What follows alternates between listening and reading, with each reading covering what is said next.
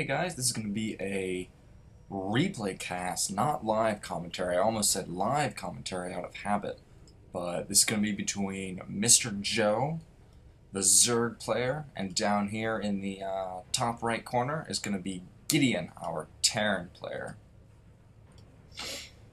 Now, I know much more about Zerg than I do about Terran. I'm guessing that he's going to make Marines, and probably upgrades for those Marines.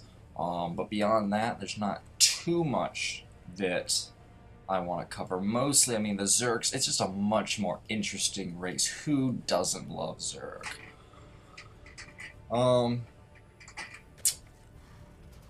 It's good that he's at least walling off to start things off with, and that there's an overload going out. But that's all very, very basic stuff. There's really not too much to say for the first couple minutes. But what is fascinating is I have a delicious Gala apple right now that I'm really looking forward to eating after I finish this. This actually is very interesting to me though, because I'm not going to say that drone scouting is bad, because I know plenty of Zerg players that do it, but I'm really curious what the rationale for it is, because most of what I know about Zerg comes from Starcraft, who's a Masters player, and he was very adamant about not drone scouting. I mean, yet I see Zerg still scouting all the time, so I'm always curious what they're looking for that you can't find with one of these first overlords, and what you aren't going to be able to find with your first couple of lings. So if anyone wants to leave a comment rationalizing their thought process for a drone scout, let me know. Because like my attitude about it always was that I'd rather have the extra minerals from having all of my drones. Sorry about the beeping right there. I was turning the audio down because it was a little distracting. I mean, this is always cute if you're going to do some sort of bailing attack, because you can weaken the supply depot and actually requires less bailing hits. But except for... Oh, Gileon, what are you doing? You should kill that drone. Why are you just running down here with your Marine? He's rallying. He has the rally point set to the drone, but this guy apparently just missed the message. You gotta go attack your Gileon. What are you... Come on, Gileon. Alright, you're staring at the drone. You've, like, established... Okay, there we go. We got it now. Gideon's got it all figured out. All figured out. But back here in the Zerg base, he obviously took a 15 hatch and is now following it up with... that was probably gas on 17 or 18. Not sure if it was after or before that first overlord. But really, however you do your gas is fine. You're going to be able to get 100 for that speed fairly quickly. And Zergling speed is just a very standard thing to get versus Terran, because it's almost always going to have utility. Almost always have utility. This was good of Gileon. This is something that I usually remember to do, but I mean, it's easy to forget to put supply depots at the edges, so I mean, you can spot overlords, you can spot drops. Very important to do. It's very easy to lose a game because someone just drops a whole bunch of units here out of your vision, and then they stim and run in. If you'd just been able to see it in time, you would have been fine. Defensive spawn caller, perfectly understandable to get when you don't see any sort of expansion going down. Always a good idea. Now I personally don't think it's necessary. I mean, you can if you want that extra bit of safety to send in this sacrificial overlord, because generally speaking, you'll be able to see all of the important tech right here from a few links popping up here.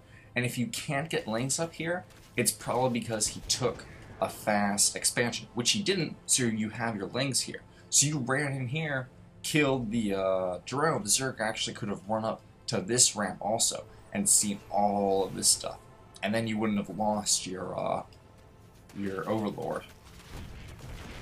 But this was good Zerg, good Zergling micro right here. It's good not to just sit your lings at the front and completely forget about them. You always want to be active with them. Maybe you could have saved them, but I mean, killed 2 SCVs, I think that's more than worth a few Zerglings. Because, I mean, yeah, you lose the larva, but you're delaying their tech. So, delaying tech is always worth it. But right now, from the Zerg perspective, we've seen that he's going Reactor Tech Lab on his barracks, and we've seen that he's going Tech Lab, so we can probably expect that he's going to get Siege Tanks, because if you're going Widow Mines, you'd obviously not want this. He could also be going for Blue Flame Hellion, which is a concern, but we didn't see this upgrading, so probably not going to be Blue Flame. Oh, look at that, I found a Siege Tank. Ooh, that's a lot of lings. Do we have a Baneling nest back home? Yep. This looks like a Baneling bust. It's not even walled in, so these Banelings are going to be able to do a lot of damage. A lot of damage. Oh, even more lings. This is going to be ugly. We don't have Baneling speed, but at this point we really don't need Baneling speed yet. Now the best way to do a Baneling bust is to send a few lings in front, and then your Banelings, but I mean if you have enough Banelings like this, you could just send them all in. There's not going to be enough DPS to take them down.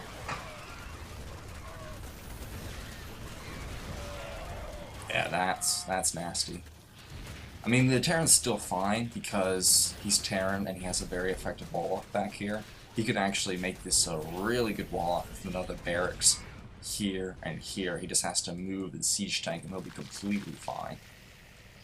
And, like, because of that, like, I'm going to pause for a second. Because Terran is so good at walling off, you know, he can lift these, he can actually not even build anything more. He just lift these 2 off, land here, and these Banelings are going to do almost 0 damage. You can waste a lot of your economy as Zerg trying to break through this sort of wall off, especially if he has Siege Tanks, which remember, we know that he has Siege Tanks because we saw that there. So, I mean, it's always a hard decision to make whether to back off or not, but I think at this point you've done more than enough damage, because, I mean, we can take a third.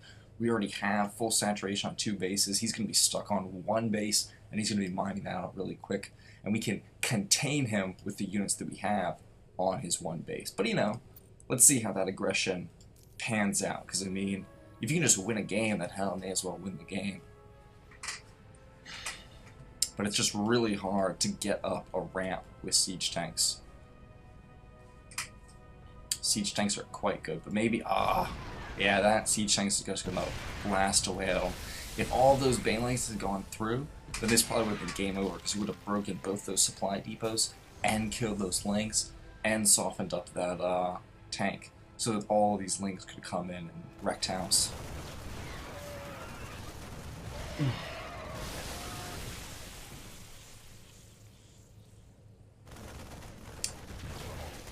That Siege Tank is just making it really hard to break up.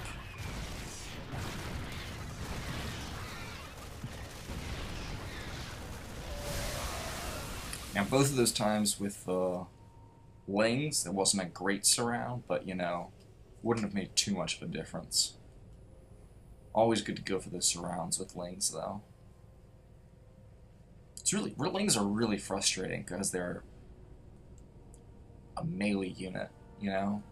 Marines, you just, you know, maybe move them in a little bit, and then you have ideal firing. But with lings, you have to really micro them to make sure that you get good surrounds. So we've really delayed the Terran economy at this point. Killed off his most of his army, and now he has 1, 2, 3, 4, 5, 6 production buildings and going for upgrades. So he really can't support this right now.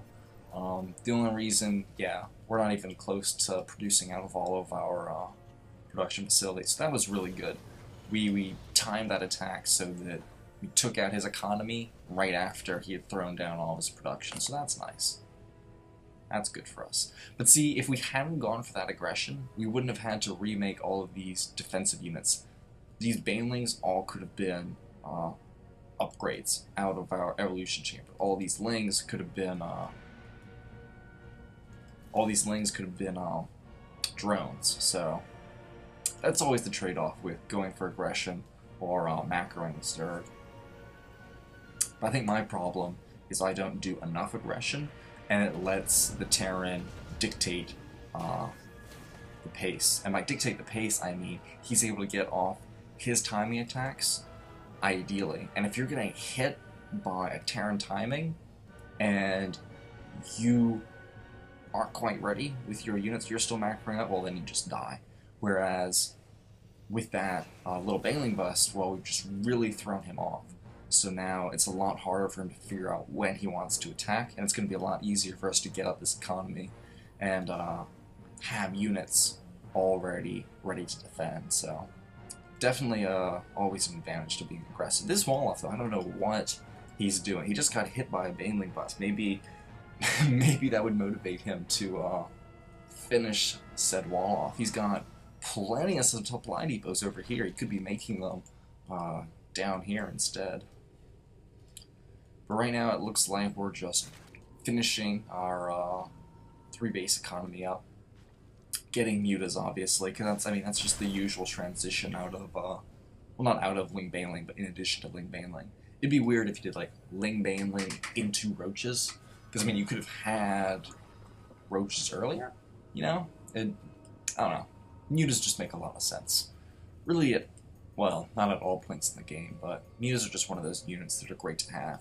Even if you're only going to make, like, 8 to 16 mutas, still going to be a lot of utility you can get out of them, especially if you're careful with your mutas and you don't just run them. Oh, look at that. Mutas just spotted this. Just spotted it. Just spotted. No, you got to run back, mutas. There they go. There they go.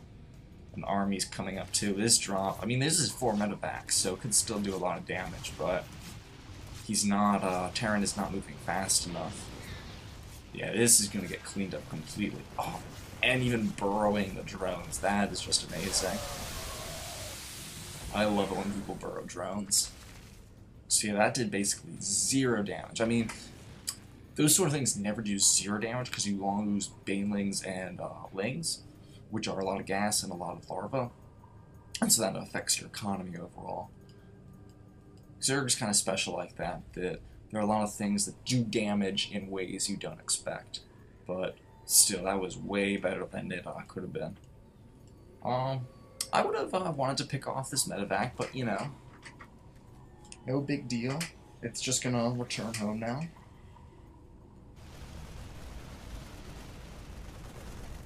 This is good, being careful with the mutas, not, it would have been very easy to run in, kill off all those Marines, and you would have been able to kill off all those Marines, but the problem is even losing a couple mutas is bad, because, they're gas units, Marines are mineral units.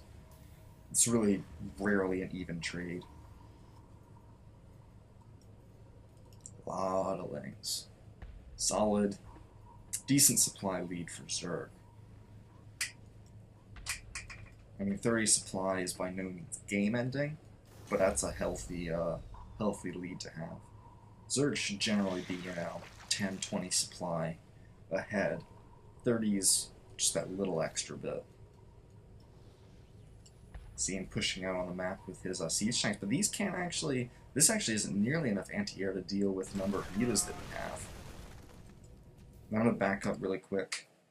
When you go in with mutas like this, one of the things that's really good to do is instead of letting them flock like that looks like they actually ran in automatically, but even so, if you spam click a lot in a single place, if you just spam click, you'll be able to make them stack on top of each other fairly effectively. When you have to keep them stacked, they'll re-expand after a little bit, but if you keep them stacked on top of each other, then you won't lose them nearly as quickly, because you'll kill things off and be able to get out of there much, much quicker. Whereas if you have them run in, and it's a few at a time, if it's just a few at a time, you'll lose mutas much easier, because you have less DPS. Maybe a little overly cautious there, but better to be overly cautious with mutas than under-cautious. That was a good to pull back right there. Good decision making. But yeah, that was just not nearly enough anti-air to deal with these mutas. Let's see what the Terran's got going on back at home. Completely mined out. Really needs to get a third base going. Really needs to get an armory going for those upgrades. He's like leaving his whole army here to defend mutas just because he has his supply depots. If he had put his supply depots back here, could have put some turrets down to defend both his SCVs and his depots. But instead he's just sitting marines because he's so scared of mutas. Oh, and are these? Those aren't changelings, are they? Okay, now. They just weren't selecting because of the supply depot that was there. Or not displaying the little circle. That's a big army. Let's see, what is our Zerg friend? What's the transition going to be? Got our hive tech? What are we going to do with our hive tech? I mean, at this point, probably going to go ultras. I mean, we're ahead enough that you could go broodlords, but I mean, ultras are just a. I don't know if I want to say easier, but I mean they are a little easier of a transition.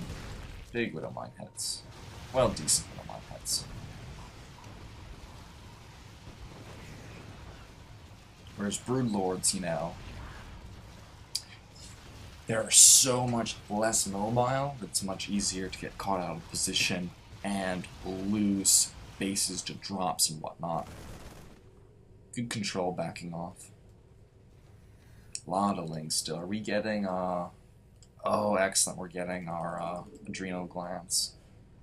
People a lot of times underestimate just how much DPS links do, especially with upgrades. Because I think the first upgrade adds some really high amount of DPS because of how high their attack speed is. They're only, oh look at that, almost 2 attacks a second. In real time, it's probably more than 2 attacks per second. But in Blizzard time, just slightly under that. Pretty good injects on all these queens, keeping the energy fairly low. None of them had even close to full energy. None of them even had half energy. But yeah, see, like, if you had your mutas balled up, like, really tightly, you could dart in, pick off some marines, run out, dart in, pick off some more marines. And it's like, if he stims, you let the stim wear off, and then you dart in again. Just one of those muta micro tricks. Oh, okay, definitely going for the ultra transition. 7 ultras on the way. Chitinous plating. Or no, that's level 3 ground armor. I already have chitinous plating.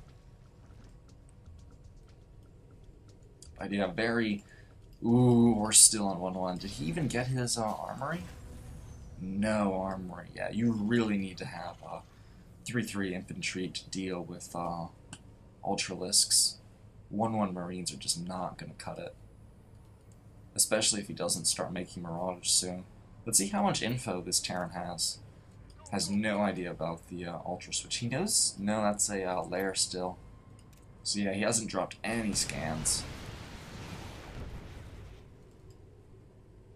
No scans whatsoever. Taking that 5th base. And this, I don't want to call the game, but I mean, at this point, this is just a massive supply difference. The Zerg economy's gotten out of control. We're at, let's see, got 70 drones to 50 SCVs, which isn't that, I mean, that's pretty good for the Terran. The problem is he's on 2 base. And, you know, 22 drones, or 22 SCVs on 8 mineral patches isn't all that great. A lot of idle SCVs up here. Could definitely support 3 bases. 3 mining bases. Yeah, these ultras are just... Terran doesn't have anything to deal with this right now. I mean, except for the siege tanks. But the problem is we have... I mean, even siege tanks without good numbers isn't going to be enough. Might actually be able to A-move right now and just win. But I mean, it's always good not to try that as Zerg, because I mean, if you A-move and you don't win, then all of a sudden you're massively behind and the Terran's dropping you in 3 different locations and you're screwed. So good to be cautious. Always good to be cautious. Also good to be keeping an eye on this base up here. That was much better, Mutas. They were much more clumped up, so they weren't, running into the auto turrets one by one.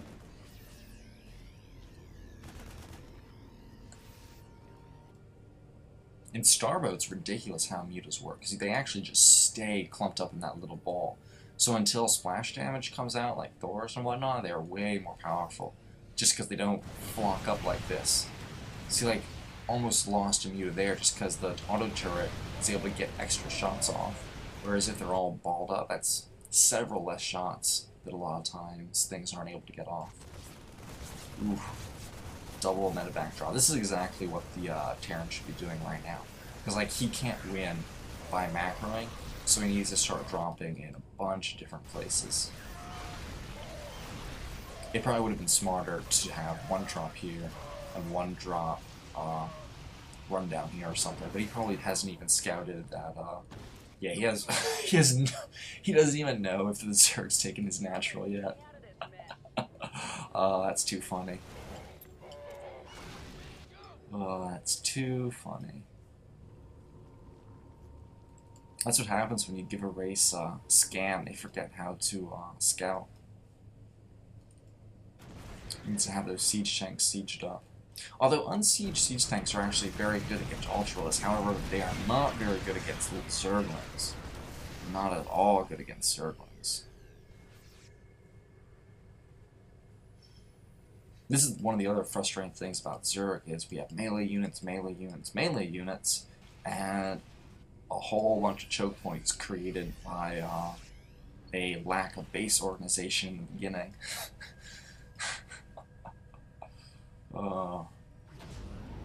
It's one of those funny situations where, like, poor play ends up helping you out because of how things work, which is always irritating.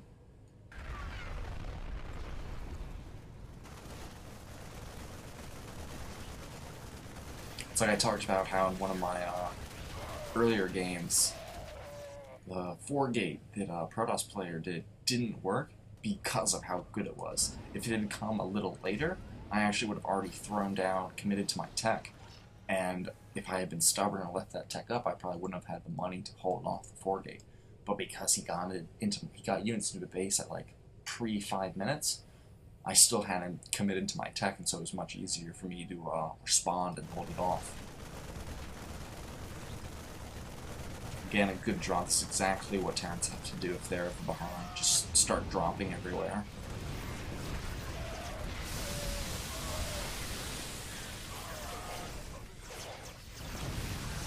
But double supply right now. Yep, GG. Very appropriate GG. Good that he didn't just drag it out, because it's easy to let those sort of games just keep going. Because, I mean, as Terran, you can stay in your 2 base and be, kind of safe for a little while, even as the Zerg takes over the entire map. Yeah, that was a pretty good game. Fairly standard lane Muta Baneling against Bio Tank. Probably would have served the Terran better to get more Widow Mines and less tanks. Widow Mines just have much more utility than tanks do. And really, I think the only big thing that the Zerg did that could have been better is not going for that second Baneling bust. I mean, that first Baneling bust went really well, but the problem is Terran is so good at holding those off that once they know about it, you're probably not going to be able to do much more damage with it, especially with siege tanks. Maybe if there are no siege tanks, then, go for it, but we had scouted that that siege tank tech with our Suicide Overlord. But yeah, fun game. Hope you guys enjoyed this commentary.